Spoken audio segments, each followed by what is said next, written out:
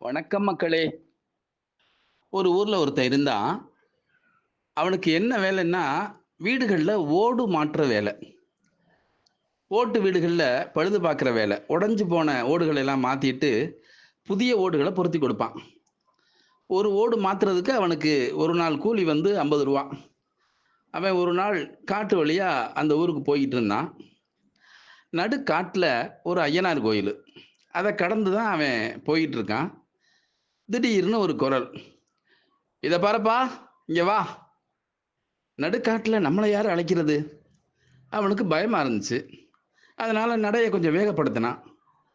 மறுபடியும் அதே குரல் கூப்பிடுது. "உன்னத்தான்பா கூப்பிடுறேன். இங்க வா." எங்க இருந்து இந்த குரல் வருது? உத்து பார்க்கறான். அங்க அந்த சாமி சிலை தான் பேசியிருக்கு. அத தெரிஞ்சுக்கிட்டதும் அவன் உடம்பெல்லாம் நடுங்க ஆரம்பிச்சிருச்சு. "ஐயய்யோ! நான் ஒரு தப்பும் பண்ணலையே. என்ன ஏன் கூப்பிடுற? பயப்படாத. உன்னோட காலடியில கொஞ்சம் தோண்டி பாரு. என்ன இருக்குன்னு தெரியும்." இவனுக்கு இப்ப கொஞ்சம் துணிச்சல் வந்துருச்சு. அங்கேயே உட்கார்ந்து தோண்ட ஆரம்பிச்சான். அட! என்ன ஆச்சரியம்! அங்க ஒரு பானை தெரியுது. வெளியில எடுத்து பார்க்குறான். உள்ள நெறைய துவரம் பருப்பு அளவுக்கு தங்க காசுகள். அசந்து போயிட்டான். இப்ப அந்த சிலை மறுபடியும் பேசுது. "இத பாருப்பா, எல்லாத்தையும் ஒரு துணியில கட்டி மூட்டைய எடுத்துக்கிட்டு போ." அவனுக்கு தலகால் புரியல. உடனே மேல் துண்ட எடுத்து தரையில விரிச்சான். பானையில இருந்த எல்லாத்தையும் அதுல கொட்டுனான்.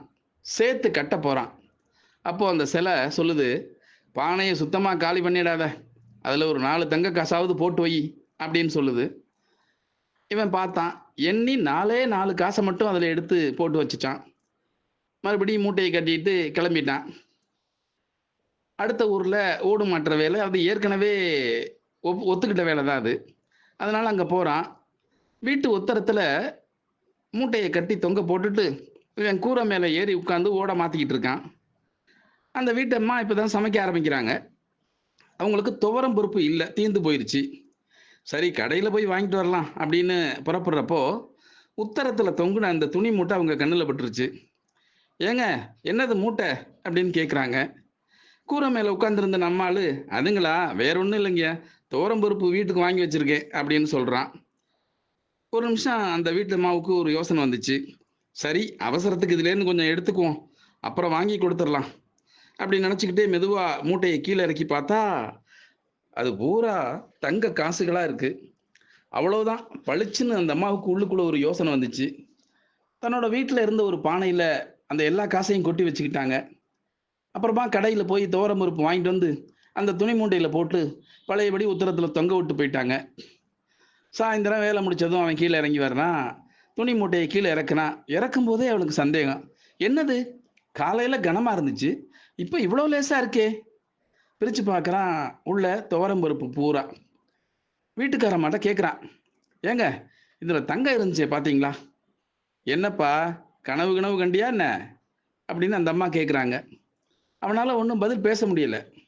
மூட்டைய தலையில தூக்கி வச்சுக்கிட்டு புறப்படுறான். போற வழியில தான் அந்த சாமி சிலை. "இப்படி ஆசைய காட்டி மோசம் பண்ணிட்டியே!" அப்படின்னு புலம்புறான். அப்போ அந்த சிலை பேசுச்சு. "இத பாரப்பா, நான் ஒண்ணும் மோசம் பண்ணல. இன்னைக்கு அந்த தங்கம் அந்த அம்மாவுக்கு போய் சேரணுங்கிறது தான் விதி.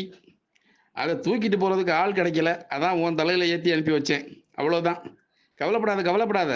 உனக்கு கிடைக்க வேண்டியது அந்த பானையில இருக்கு. அத எடுத்துக்கிட்டு நீ போய் சேரு." அவன் வேகமா ஓடி போய் அந்த பானைய தூக்குனான். பானையில அவன் காலையில போட்டுட்டு போனானே, அதே 4 தங்க காசு தான் கிடக்கு. அவன் தன்னையே நொந்துக்கிட்டான். நமக்கு தரித்திர புத்தி. அப்பவே கொஞ்சம் நெறைய அதுல அள்ளி போட்டு போயிருந்திருக்கலாமே அப்படின்னு. யாருக்கு எது கிடைக்கணும்னு இருக்கோ, அதுதான் கிடைக்கும். அப்படிங்கிறத விளக்கத்தான் இந்த கதை. இத கொஞ்சம் மாத்தி யோசிச்சு பார்த்தோம்னு வச்சுக்கங்களேன். நமக்கு வேண்டியத நாம தான் நிர்ணயம் செய்கிறோம் அப்படிங்கிற கருத்தும் அந்த கதைக்குள்ள அடங்கியிருக்கு. இந்த கதை உங்களுக்கு பிடிச்சிருக்கும்னு நினைக்கிறேன். இன்னொரு நாள் இன்னொரு கதையோட சந்திப்போமா? அதுவரைக்கும் அன்புடன் உங்கள் காசாவயல் கண்ணன்.